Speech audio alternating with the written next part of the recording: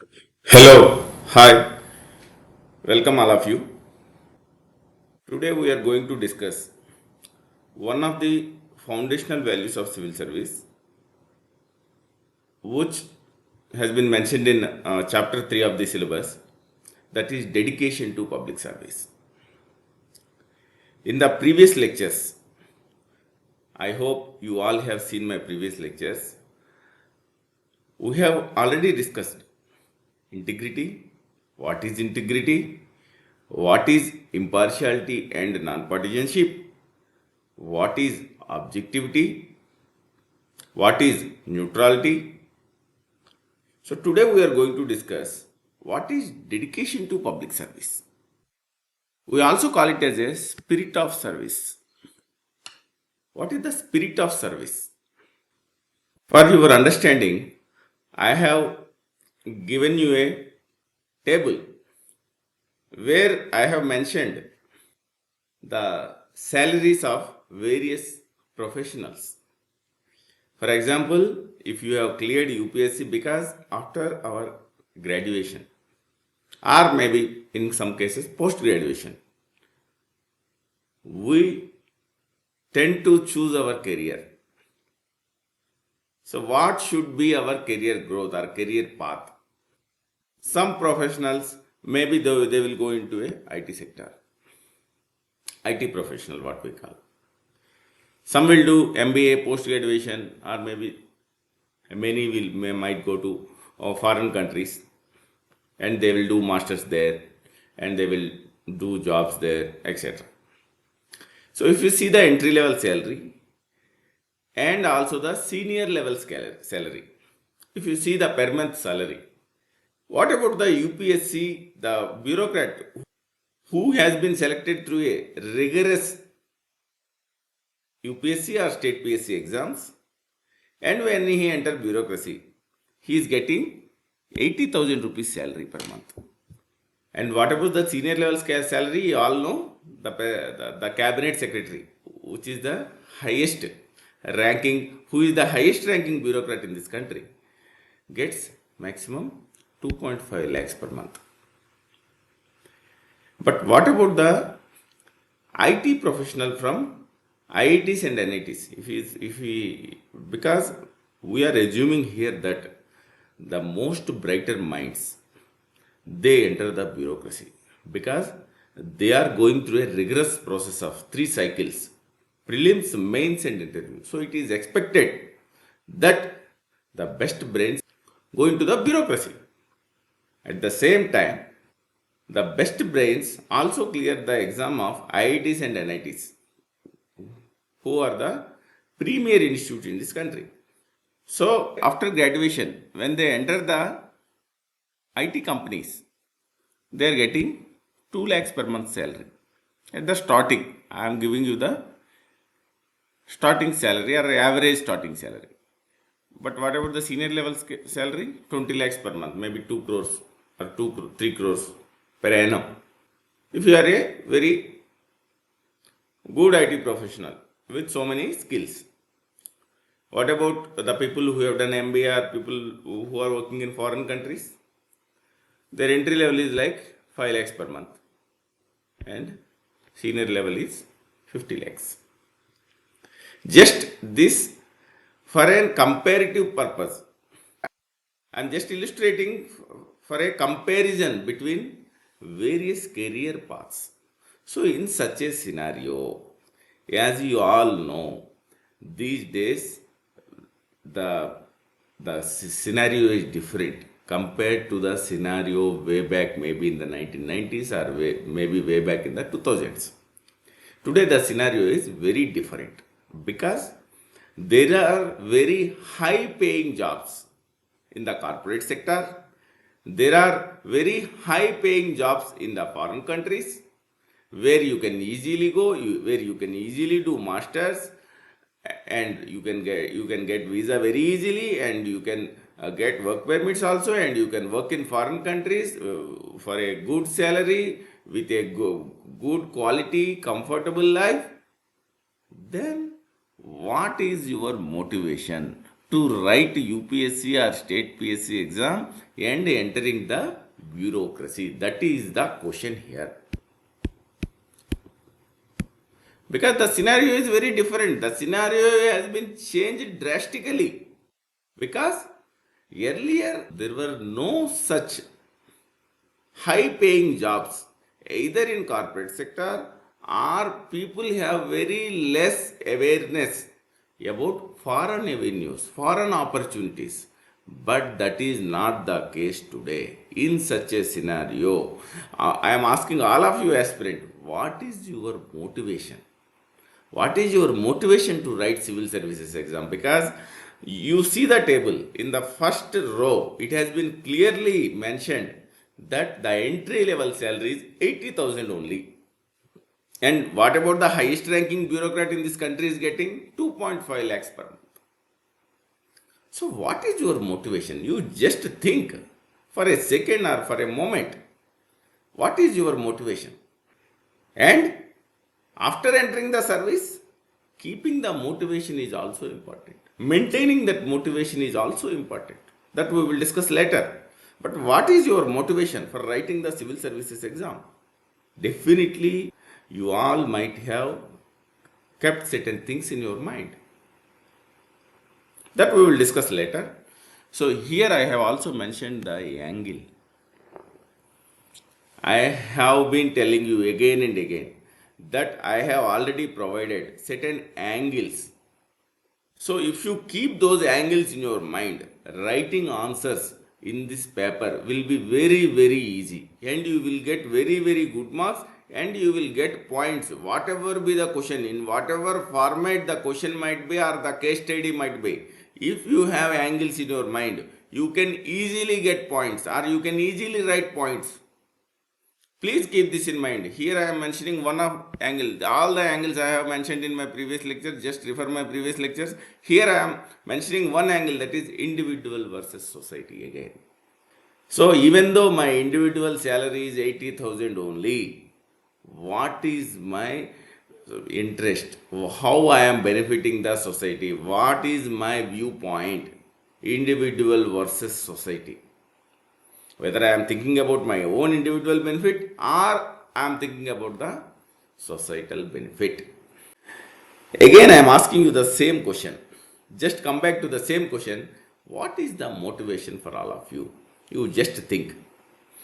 Here I have highlighted certain points based on which you have to write answers either in the UPSC, or you have to face the same question even in the interview also. Right now the interviews are also going. So keep this in mind. What is your motivation? Definitely all of you might have certain factors or certain motivational factors. You should all know my optional is public administration. So I might be expert in theories of motivation.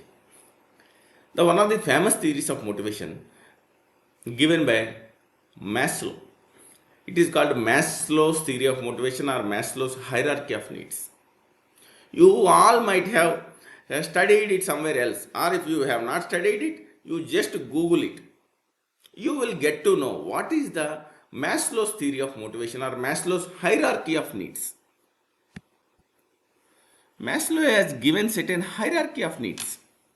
In the bottom, he has mentioned physiological needs.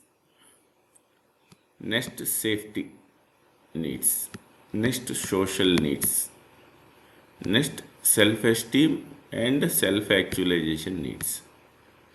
This I have not elaborated you in detail. You can just go to the internet and you can browse for Maslow's theory of motivation, and you will definitely get all the information, and it is a very simple theory. It is not such a complex theory. He says that if one need is fulfilled, then the other need will be the motivation for an individual. So what is physiological needs? It is the basic needs. Food, sleep, etc. What is safety needs? Safety needs means my company, my salary, my contract with the company, whether it is permanent or temporary, tenure of the employment, etc. What about the social needs? relationship with the family, relationship with the friends, relationship with the colleagues, etc. What is the self-esteem? Self-esteem means respect, recognition, prestige. Self-actualization means you are contributing. You are contributing for a larger cause. The job of a civil servant will satisfy all the needs of Maslow's hierarchy. Whatever the needs I have mentioned you just now, it will fulfill all the needs because it will definitely satisfy the physiological needs, that is your food and all. Next is safety needs. It is a permanent, you are a permanent executive, and once you are recruited, you will be there for till your retirement, that is 60 years of age. And third is social needs. Definitely you will maintain a good relationship, you will have colleagues at the workplace, and you will have good relation with family, etc. And self-esteem needs. This is one of the most important, and self-esteem and self-actualization. We would talk about these two. While talking about civil servant, civil services. What's the job of civil services will offer you? Civil servant vis-a-vis IT professional, vis-a-vis the MBA professional, or any professional working in a foreign country. Might be you can call NRA professional. If I am comparing all these people, what I am saying is that my job of civil service, since I am a civil servant, my job of civil services offering me are satisfying my self-esteem as well as self-actualization needs, which Maslow calls it as the highest needs. And these physiological, safety and social are the lowest needs. And self-esteem and self-actualization are the higher needs. Why they are higher needs? Because what is self-esteem need? Self-esteem needs means it will give you respect, recognition, prestige, status. So civil services offers all those. You are a civil servant, you are a district magistrate or a SP in a district. You will get respect, recognition, prestige, status in the society, which no other job can offer you. Even though in that district you might be a very, very fortunate businessman who might have earned thousands of crores or maybe hundreds of crores, but you will not have that recognition. You will not command such respect, which the civil servant or a district, that is the district magistrate or a superintendent in the district can command. Why they are commanding? Why they are commanding such respect? Why civil servants are being commanded such respect? Why? Because they are working for a national cause. They are working for the society. They are working for the welfare of the society. As a superintendent, you are maintaining the law and order of the district. Superintendent of police. As a district magistrate, you are helping the poor. You are implementing so many government schemes. Even though you are getting a decent salary, even though you are getting a salary of maybe 1 lakh per month, district magistrate might be drawing a salary of 1 lakh per month. But what work he is doing? He is always working for the welfare of the poor. He is always involved in the developmental works. Through his actions, he is benefiting so many individuals in the district. That is why he is getting recognition, respect, fame, status, society, etc. in the society. And what is self-actualization needs? Self-actualization means you are contributing for a bigger cause. You are not seeing your small things like that, whether I am getting salary, whether I am getting increments, whether I will be promoted in properly. So, self-actualization means you are thinking beyond yourselves. So you are not thinking about your individual benefits. You are thinking about some purpose. You want to contribute something to a larger purpose. That larger purpose might be national security. That might be for a larger cause. I am mentioning you here. See, the first point what I have written is that public servants should feel inspired that they are working for a national cause. No amount of monetary incentive can compensate for the sacrifice and hardship. I have given you an example. Young men joining the army are ready to die in war. Ready to die in war to defend the nation. The people who are entering the army and they are ready to die. Is there any amount? Can we pay them any amount to compensate their loss to their families? No, never. And why such young people are joining the army? They want to defend the nation. They are willing to die for the nation. That is what we are seeing. They are not seeking any personal benefits. They have self-actualization need. That's what we are saying. They have self-actualization need. What is the self-actualization need? They are contributing for a larger cause. They are contributing to the nation. They are not thinking about their personal benefits or their family benefits or their happiness or their wellness. They are thinking above that. Like a civil servant also. He might have to work in a very rural, remote areas. You all know that after you are selected for IAS and IPS, you will be allotted to certain cadres. In those cadres, in those states, you might be your first postings or subsequent second and third postings might be in a very rural backward area. And your friends with whom you have studied in IITs or premier institutions in this country, you will definitely compare your life with their lives. Then what things will come to your mind? Definitely if you are working for a national cause, if your mind is willing to work for the welfare of the poor, then nothing else matters. Your friends who are working in IT sector, who are working in foreign countries or who are doing their MBAs might have good packages. They might be working in a posh locations, urban areas, metropolitan cities of this country or in the foreign countries where they are enjoying their lives, where they have good quality of life. On the other side, you are working in a remote or rural, you are working in a remote or rural district of maybe a Jharkhand or maybe Chhattisgarh, Dantewada region, some Naxal prone region. You might be taking charge as SDM or Superintendent of Police or SDPO, whatever be the role you are performing. There is no need or no necessity to demotivate oneself.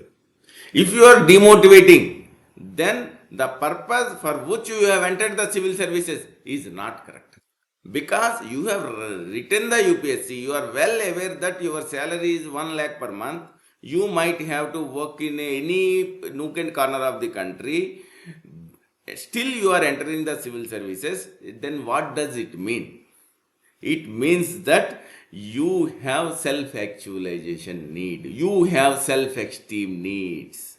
That is more demanding or that is more important. Those needs are more important to you than other needs. Maybe pay, maybe the location of the job. These things may not matter to you because your needs are something else. That is why you are writing the UPSC again and again to enter the bureaucracy. Because you want to serve, you want to help the people, you want to serve the society. Definitely, civil services provides such platform where you will be involved in the policy making, where you will be involved in the policy implementation, where you can be part of developmental works, where you can implement Government of India's programs, where you can deliver the benefits to the Antyodaya, that is the end point delivery. You can implement the schemes very effectively in your districts or maybe in your regions. Definitely civil service office, and it also gives you the respect, recognition, fame, status, society. What else you need? And I am already mentioning you that the perks and privileges are not less either. You will be given good car. You will be living in a very good houses in the premium locations across the country. It provides a platform to bring the change. And also you should mention some of the some of the observations of the pay commissions and second ERC's observations on the motivation. What are the motivational factors for a civil servant? Some of the motivational factors I have mentioned here. For entering civil services, you should be self-motivated. That's what I am saying. No external motivation. You should be self-motivated to enter the civil services. You know that there are high-paying corporate jobs. Your friends are going to foreign countries. On the other hand, the civil services offers you a decent salary, which is 1 lakh per month, along with perks and privileges, and it gives you a platform where you can change the things, you can change the society, or you can you can work for the welfare of the society. So all the things you know. In such a scenario, you have to take the decision, and once you have taken the decision, and once you have entered the civil services, then nothing can demotivate you. That's what I am saying. If you are demotivating after entering the civil services, then your purpose for entering the civil service might be something else. Please keep this in mind. And also you go to the 6th pay commission and 7th pay commission reports. And also second ERC observations on motivation. All these commissions, pay commissions and second ERC mentioned that pay is also one of the important factors. They have advised the government of the day. Even 6th pay commission as well as 7th pay commission, both have mentioned that the jobs, the pay in the corporate sector, in the foreign countries, that have increased many-fold. So definitely you have to increase the pay of the civil servant to attract the bright talent. But definitely pay matters. I am not denying that pay will not matter, because definitely pay is one of the important motivation. But other than pay, there are so many other associated things that are with the civil services, which are not in the other professions. That is what I want to highlight. So definitely regarding pay is one of the important factor to attract the young talent, to attract the bright talent, to write for the UPSC exam. That is what these pay commissions have highlighted. At the same time, these pay commissions also highlighted that the benefits of the civil services outweigh any other profession.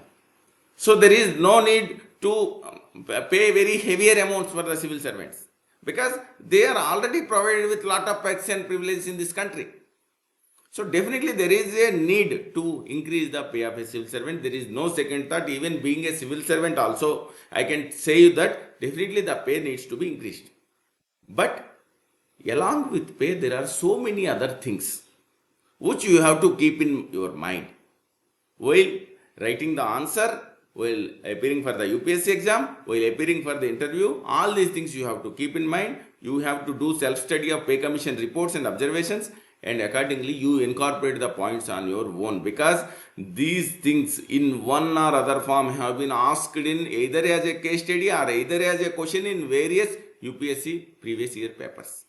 When we discuss the previous year questions, I will again discuss this topic and I will give you a detailed answer. Okay. But what is happening today? Today there are tendencies of self-seeking, exploitation, greediness. We are mostly thinking about our individual benefit. We are not thinking about any societal benefit or any larger cause or any national benefit. So what we need? What we need is commitment. That is what we are saying.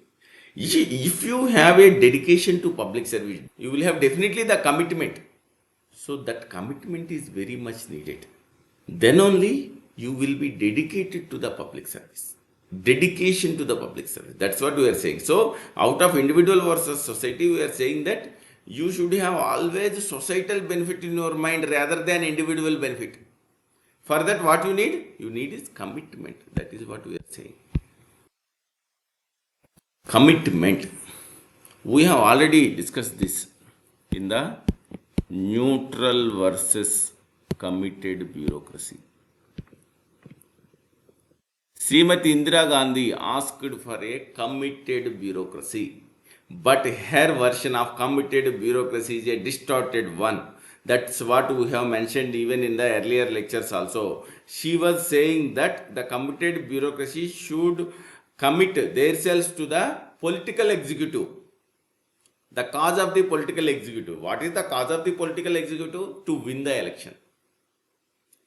So that should not be the commitment of the civil servant. Civil servant commitment should be he or she should be committed to constitutional values. That is what we are saying here.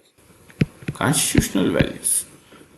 He should be committed to the constitutional values. What are those constitutional values? You know the preamble. You know the fundamental rights. You know the fundamental duties. You know the DPSP. All these are the constitutional values. Justice, liberty, equality, fraternity, etc. And so on. Commitment is required for dedication to public service. It is kind of bonding to a particular cause. What is that cause? Bonding to a particular cause. What is that cause? What is that cause? That is societal benefit. That is welfare of the all sections of the society. Upliftment of the marginalized sections of the community. So it is that the commitment is like you are committed to the constitutional values of this country.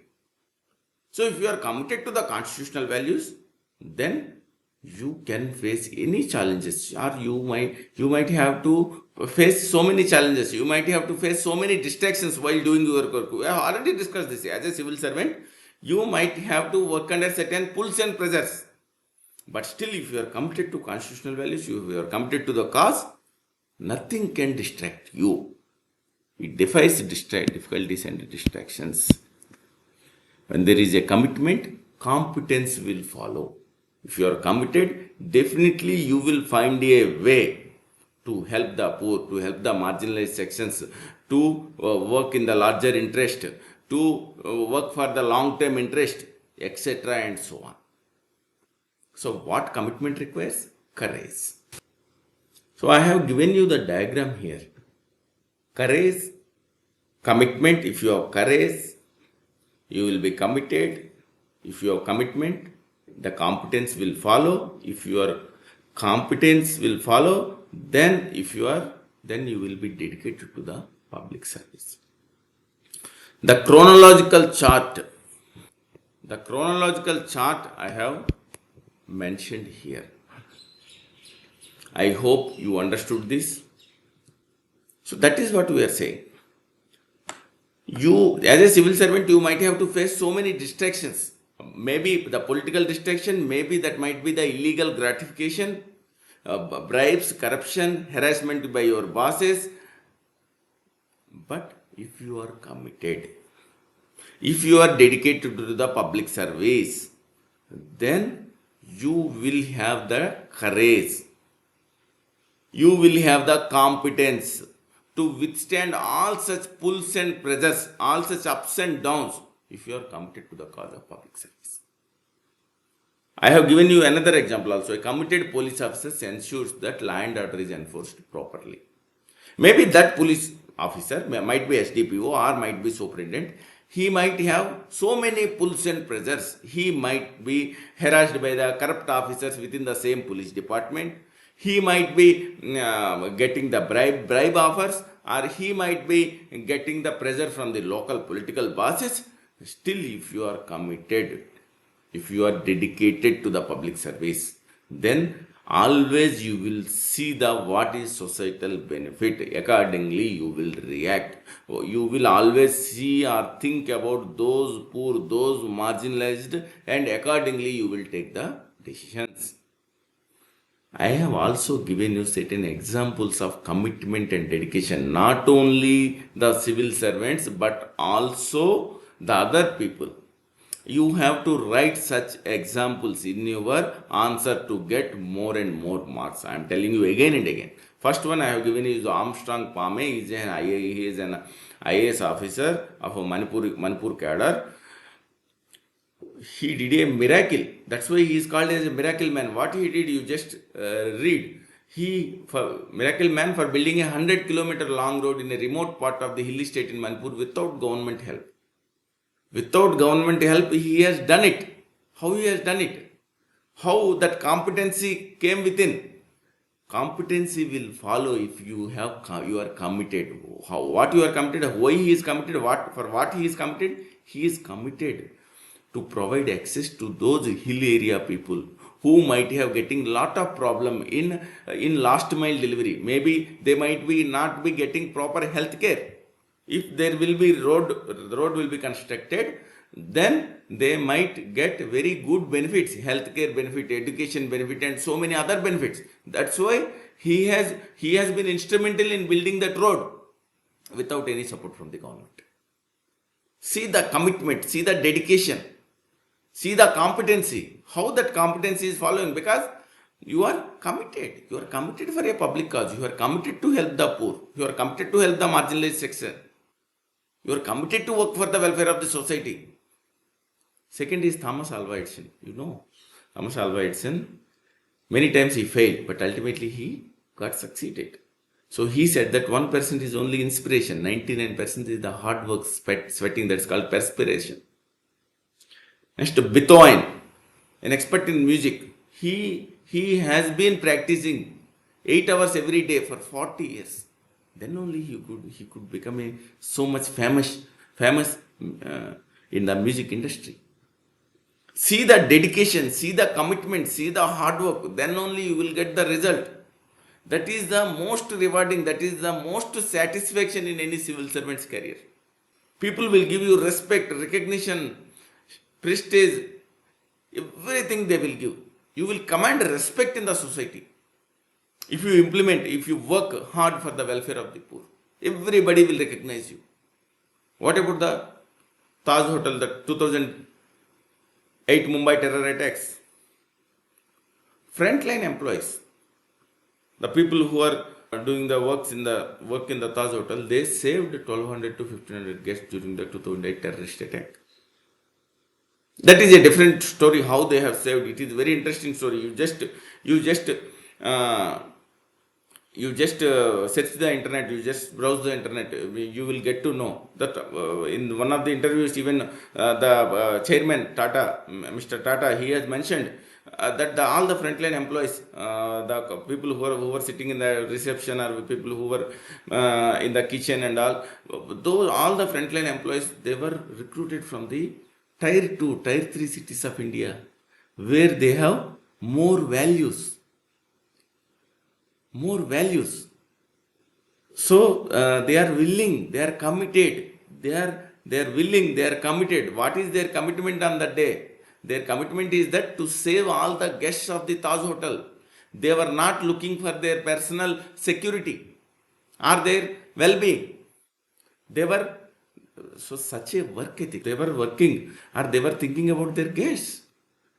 Those such type of work ethics have been imbibed by the Tata institutions, as well as the people are inherently, they have got certain values, because all the employees, Mr. Tata only highlighted this, that all the employees, they have been hired from the tier 2, tier 3 cities, where the values predominantly are part of our culture, to help the people, to help the other people in the society, to help the poor, to help the marginalized. These all things are part of our culture. That's it. This is all about dedication to public service. I hope you understood. You understood the lecture, you understood the concept.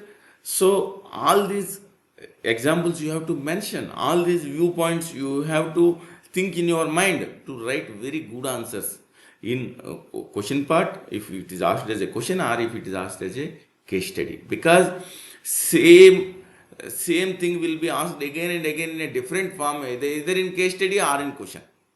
So if you have still any doubts, you just feel free to mail me.